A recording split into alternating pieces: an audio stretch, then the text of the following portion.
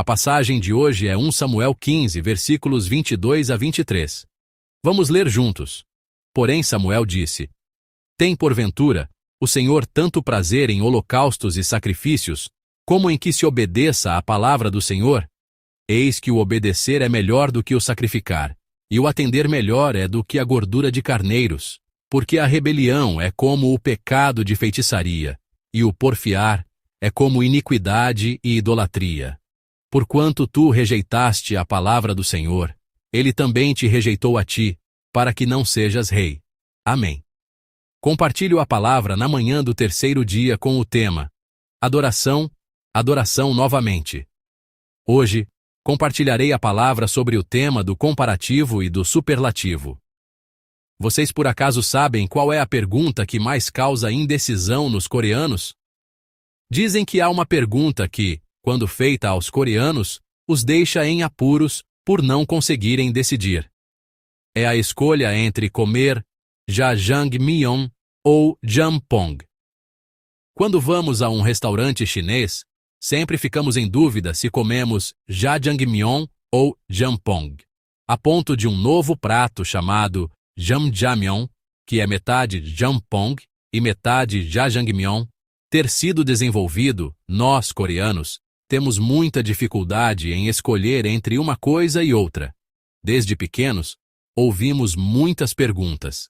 Uma delas é: você gosta mais da mamãe ou do papai? Minha sogra, a avó materna, fez essa pergunta ao meu segundo filho.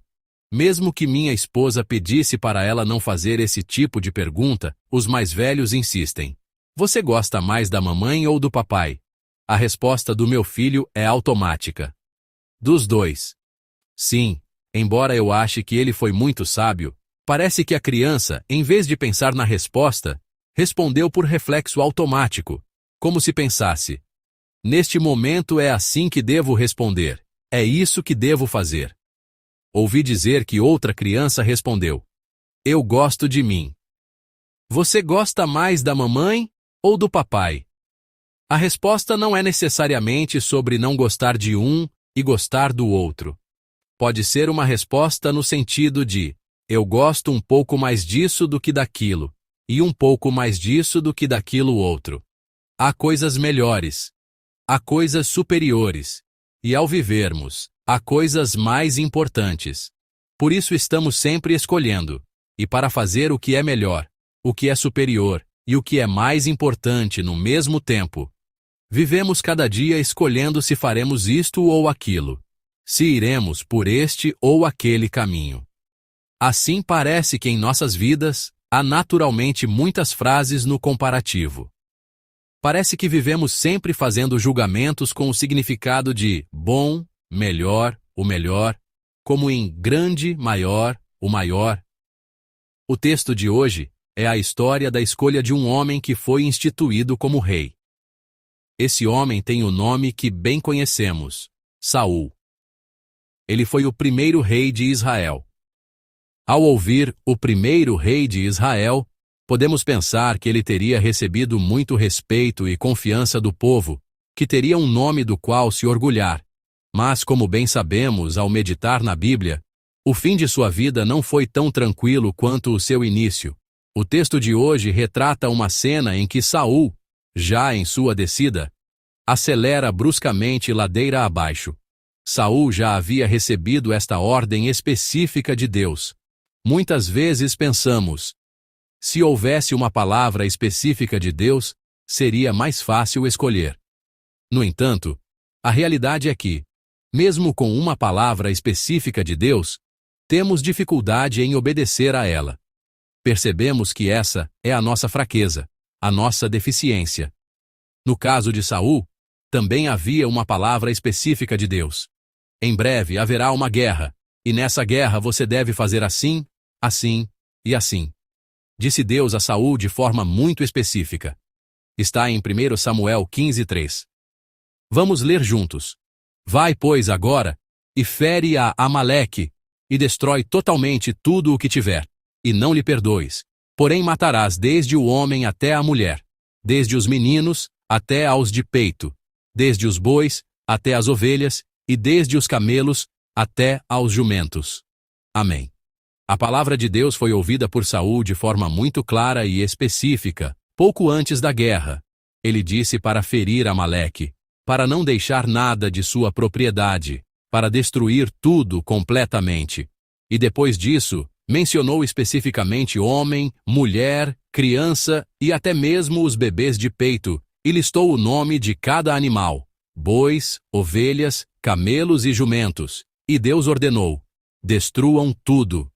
Poderíamos pensar que, depois de ouvir uma ordem tão clara, ele deveria ter obedecido. Mas a natureza pecaminosa do homem não é assim. Saul reage da seguinte forma. 1 Samuel 15, versículos 8 a 9. Vamos ler juntos. E tomou vivo a Agag, rei dos Amalequitas, porém a todo o povo destruiu a fio de espada. E Saul e o povo perdoaram a Agag, e ao melhor das ovelhas e das vacas, e as da segunda sorte, e aos cordeiros, e ao melhor que havia, e não os quiseram destruir totalmente. Porém a toda coisa vil e desprezível destruíram totalmente. Amém. Embora Saul tenha ouvido a ordem específica e detalhada de Deus, ele não agiu de acordo com essa ordem específica, mas acrescentou algo de seu próprio pensamento. E ao adicionar algo de seu próprio pensamento, creio que ele pode ter pensado assim: eu fiz tudo. Ele pode ter pensado que seguiu toda a palavra de Deus. Por quê? Porque ele de fato destruiu. Ele não deixou tudo vivo. A maior parte foi de fato destruída. Provavelmente, todas as pessoas foram mortas. Mas a Bíblia registra que ele não matou o rei Agag, mas o capturou. Ou seja, ele destruiu. Não é que não tenha feito nada. No entanto, ele deixou algumas das melhores coisas. Assim, Saul não obedeceu completamente à ordem de Deus, mas cometeu a desobediência de deixar uma parte. Essa desobediência não é uma desobediência total como poderíamos pensar. Não é 100% de desobediência. É apenas uma desobediência parcial. E se fôssemos calcular em porcentagem, seria uma desobediência de deixar uma parte que talvez nem chegasse a 1% ou 0,1%. Portanto, não parece tão grande, e pelo contrário, do ponto de vista em que o que ele fez foi mais do que o que não fez, em que o que ele seguiu da palavra de Deus foi mais do que o que não seguiu, acredito que seja um ponto em que ele poderia se orgulhar, dizendo: eu obedeci bem à palavra de Deus. Mas como Deus avalia essa obediência majoritária, essa obediência parcial, ou seja, essa obediência relativamente comparativa, ele a avalia assim. 15, versículo 23. Vamos ler juntos. Porque a rebelião é como o pecado de feitiçaria, e o porfiar é como iniquidade e idolatria.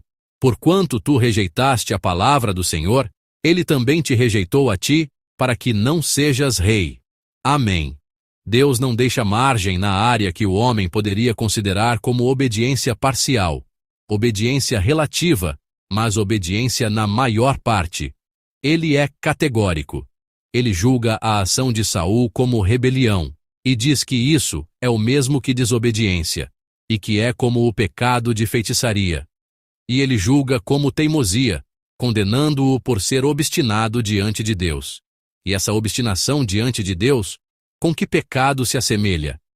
Deus diz, categoricamente, que é como o pecado da idolatria. Feitiçaria, idolatria. Esses dois pecados são diferentes um do outro? Não são. Ambos estão na mesma esfera. Ambos desprezam a Deus. Ambos blasfemam contra Deus.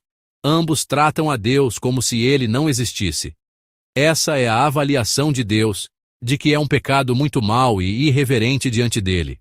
Do ponto de vista de Saul, ele poderia se desculpar dizendo: eu obedeci a tudo, só deixei cerca de 1%. Mas, do ponto de vista de Deus, ele é categórico.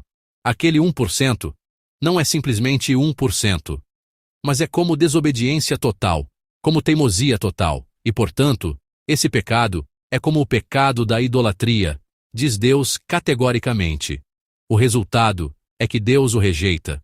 Porque Saul rejeitou a palavra de Deus, Deus também o rejeita do trono. Tal é a importância da palavra de Deus. Estamos aprendendo sobre a adoração. Mas quanto mais aprendemos sobre a adoração, o que se torna mais importante para nós não é o momento da adoração em si, mas a esfera da vida cotidiana que pensávamos não ser adoração. Esta é a maneira como Deus está me conduzindo e a nós, neste retiro de fé. Ao me preparar para este retiro, não vim até aqui pensando que Deus me guiaria desta forma. No entanto, passando pelo primeiro, segundo e terceiro dia, para qual direção Deus está nos guiando? Ele está nos guiando na direção de que devemos viver como adoradores em todas as áreas de nossa vida. Não apenas nos horários designados para a adoração, como o domingo de manhã, a madrugada, a quarta-feira ou a sexta-feira. Portanto, este tema, adoração, adoração novamente, nos pergunta se somos adoradores. No final do texto de hoje, farei esta pergunta. Viemos aqui para aprender sobre adoração? Não é isso.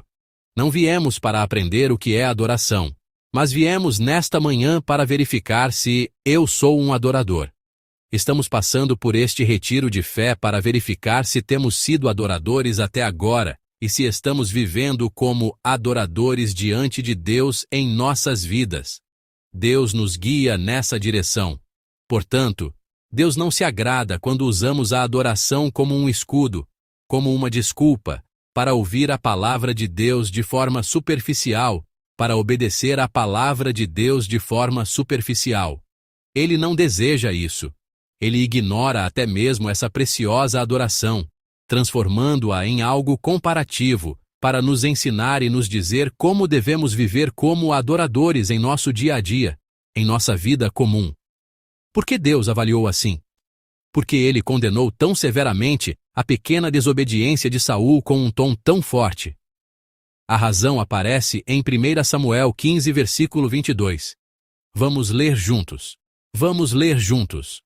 Porém Samuel disse: Tem porventura o Senhor tanto prazer em holocaustos e sacrifícios, como em que se obedeça à palavra do Senhor? Eis que o obedecer é melhor do que o sacrificar, e o atender melhor é do que a gordura de carneiros. Amém. Aqui, ele está transmitindo uma palavra que conhecemos muito bem. O que agrada a Deus aparece bem aqui. Perguntamos às crianças: Você gosta mais da mamãe ou do papai? Mas muitas vezes não temos curiosidade sobre o que Deus realmente gosta. E pensamos: Deus deve gostar do que eu gosto. E, enquanto fazemos o que gostamos, muitas vezes pensamos, nos iludimos, que Deus também gostará. A ação de Saul no texto de hoje foi exatamente essa. Ele agiu pensando: Deus provavelmente gostará disto que eu gosto. Deus vai gostar disto. Em vez de obedecer totalmente à palavra de Deus, ele pensou por conta própria e agiu por conta própria, achando que Deus desejaria mais que ele deixasse alguns animais, alguns bons animais, para oferecer sacrifícios e adorar. Mas Deus não pensou assim. O que agradava a Deus era: Eu gosto mais de ouvir a minha voz do que de holocaustos e sacrifícios.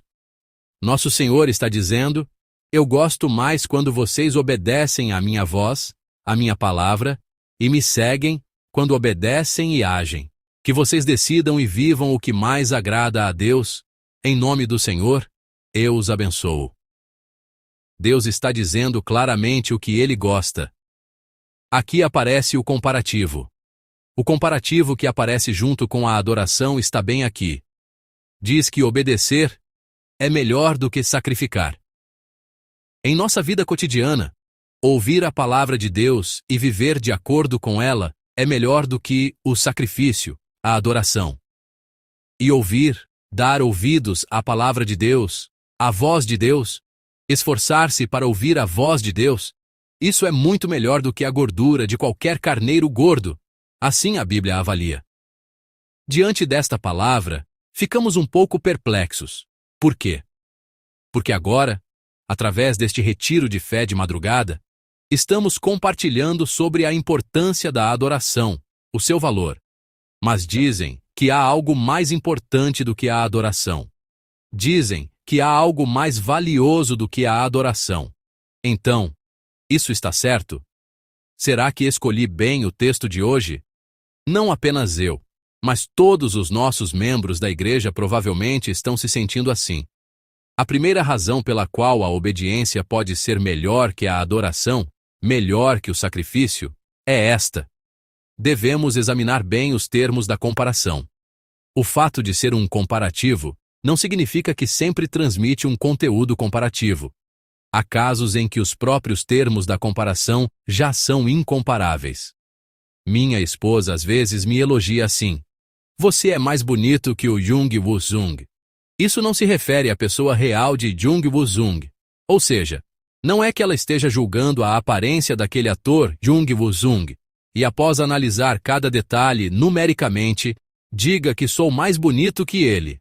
É um elogio que significa: Jung Woo-sung é o homem mais bonito, e como você é mais bonito que ele, você é o mais bonito de todos. A retórica da Bíblia é assim.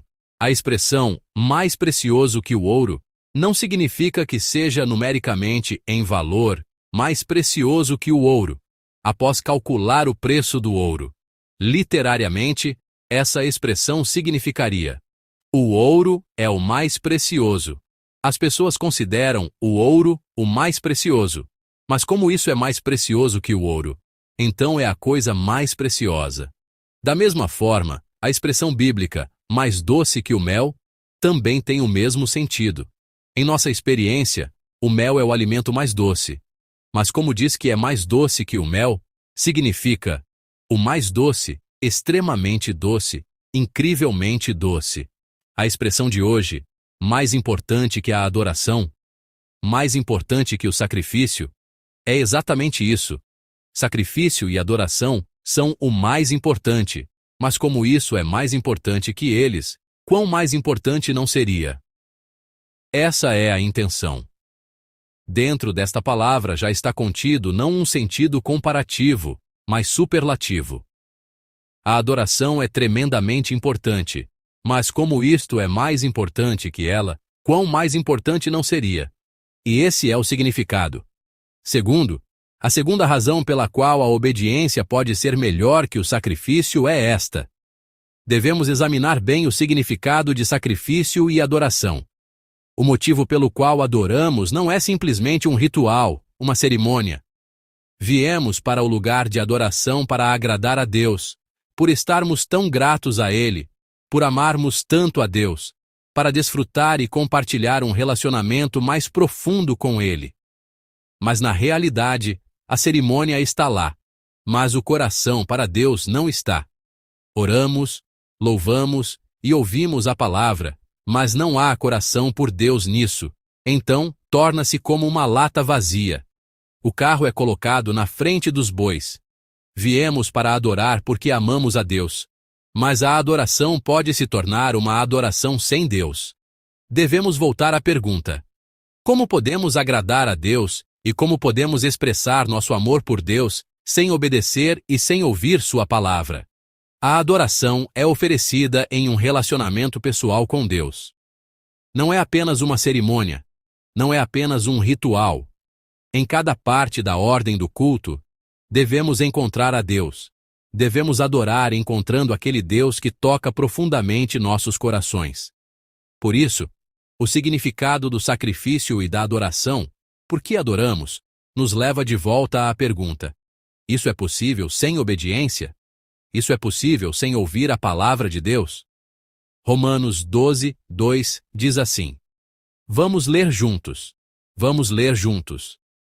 E não vos conformeis com este mundo, mas transformai-vos pela renovação do vosso entendimento, para que experimenteis qual seja a boa, agradável e perfeita vontade de Deus.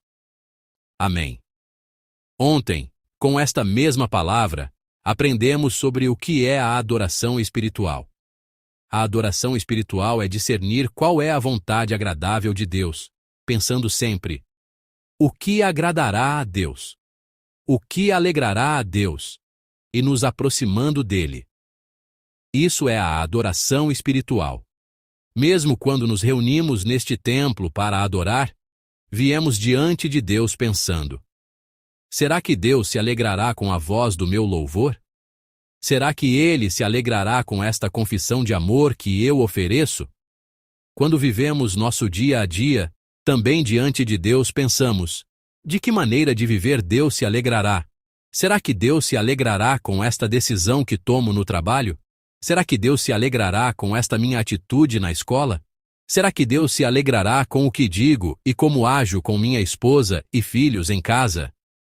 Esse momento é a adoração espiritual. É porque discernir a vontade de Deus, o que lhe agrada, é a adoração, a essência da adoração. Agora, vamos para o terceiro ponto. A terceira razão pela qual a obediência pode ser melhor que o sacrifício, que a adoração, é esta. Devemos examinar bem a diferença entre adoração e adorador.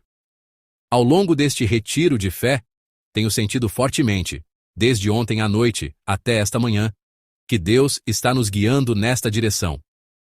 E se for assim? A adoração existe, mas o adorador não existe. Embora tais casos não devessem existir, é algo que acontece com frequência em nossas vidas, em nossa adoração. A adoração existe, mas eu não sou um adorador. Tais casos, embora muito tristes, acontecem. O que Deus procura?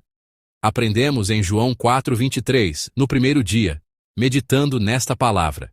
Vamos ler João 4:23 mais uma vez. Vamos ler juntos. Mas a hora vem, e agora é, em que os verdadeiros adoradores adorarão o Pai em espírito e em verdade, porque o Pai procura a tais que assim o adorem. Amém. Aqui está claramente dito: Deus não está procurando por adoração. Se Ele estivesse procurando por adoração, bastaria reunir pessoas que adoram bem, um coral que canta bem, uma equipe de louvor bem formada, e simplesmente apresentar um vídeo ou uma gravação, e então Deus se agradaria. Mas Deus não está procurando por adoração. Deus está procurando por pessoas que adoram. Deus está procurando por mim, que o adoro. A Bíblia de hoje diz claramente que Ele procura por aqueles que o adoram. Não é a adoração. São as pessoas que adoram. Sou eu que adoro. E assim, somos levados a perguntar. Assim como perguntamos às crianças: você gosta mais da mamãe ou do papai? Devemos voltar a esta pergunta que ouvimos desde a infância. O que é melhor? O que é superior? É um problema de boa adoração ou um problema de bom adorador? É um problema de boa adoração ou um problema de bom adorador? A razão pela qual a adoração foi comparada com a expressão obedecer é melhor do que sacrificar, foi exatamente por isso, por causa de uma adoração sem adoradores. Porque uma pessoa que não pretendia ouvir a palavra de Deus falou sobre adoração. É por isso que esta triste palavra, obedecer, é melhor do que sacrificar, chegou até nós. Adoração sem adoradores. Como é a nossa adoração? As adorações que oferecemos são estas. O culto de domingo, nossos jovens da próxima geração, também têm o quarto culto de domingo no mesmo horário. E o culto da noite, e o culto da madrugada. Sou muito grato por tantos estarem participando mais este ano. O primeiro e segundo culto de quarta-feira, a quarta-feira é um pouco mais focada no estudo da Bíblia, pode ser um pouco mais formal, mas também compartilhamos sobre livros. Quase o dobro de pessoas tem participado em comparação com antes, e especialmente no segundo culto de quarta-feira, cerca de 40 pessoas estão no louvor. A vigília de oração de sexta-feira, um tempo de louvor e oração fervorosos. Neste horário também, quase 3 vezes mais pessoas estão participando do que quando cheguei à nossa igreja. E oram com tanto fervor que me preocupo sobre como encerrar a oração, quando nossa equipe poderá ir para casa. E também participamos de vários cultos, como cultos de célula, equipes de ministério, reuniões de comunhão koinônia, devocionais e cultos familiares, e nos aproximamos de Deus. Mas e se, mesmo nesses cultos, houver uma adoração sem adoradores? Olhando para o nosso mar de cultos, verificando se há adoradores, se eu sou um adorador, Se não há apenas a adoração, que todos os nossos membros se comprometam e decidam diante de Deus. Deus, eu serei um adorador adorando dentro deste templo e viverei a vida de um adorador fora deste templo. Que assim seja, em nome do Senhor, eu os abençoo. Vamos louvar juntos. Vamos louvar juntos, meditando na letra de Eu sou um adorador. Eu sou um adorador que adora a Deus. Onde quer que eu esteja, eu adoro a Deus. Minha alma, em direção à santa graça. Meu coração, em direção ao Deus perfeito. Aqui, neste exato momento, eu adoro a Deus. Eu sou um adorador que adora a Deus. Onde quer que eu esteja, eu adoro a Deus. Minha alma, em direção à santa graça. Meu coração em direção ao Deus perfeito. Aqui, neste exato momento, eu adoro a Deus. Neste momento, vamos orar juntos. A adoração existe, mas não há adoradores. Se Deus porventura nos dissesse isso, mesmo depois de termos adorado tantas vezes, o que faríamos? Senhor, serei um adorador. Serei um adorador que adora a Deus em espírito e em verdade. Neste momento, decido e me comprometo a viver como um adorador também em minha vida diária. Permita-nos viver tal vida. Vamos clamar o nome do Senhor em voz alta e ter um tempo de oração. Vamos orar. Senhor, obrigado. A adoração existe, mas não há adoradores. Recebemos esta palavra com temor e tremor, pensando no que faríamos se o Senhor dissesse isso à nossa igreja, ou a nós. Senhor, seremos adoradores. Seremos adoradores que adoram em espírito e em verdade. Deus, seremos adoradores que oferecem nossos corpos como sacrifício vivo e santo. Seremos adoradores não apenas na igreja, mas em nossos lugares de vida, em nossos lares, em nossos locais de trabalho, em nossos locais de estudo. Seremos adoradores que discernem o que é uma vida que agrada ao Senhor. Que pensam no que Deus gosta, que fazem o que Deus gosta, que compartilham o que Deus gosta. Senhor, chame-nos para sermos adoradores e permita-nos estar sempre nesse lugar de adorador. Permita-nos estar sempre como adoradores em nossos lugares de vida. Obrigado. Em nome de nosso Senhor Jesus Cristo, oramos fervorosamente. Amém.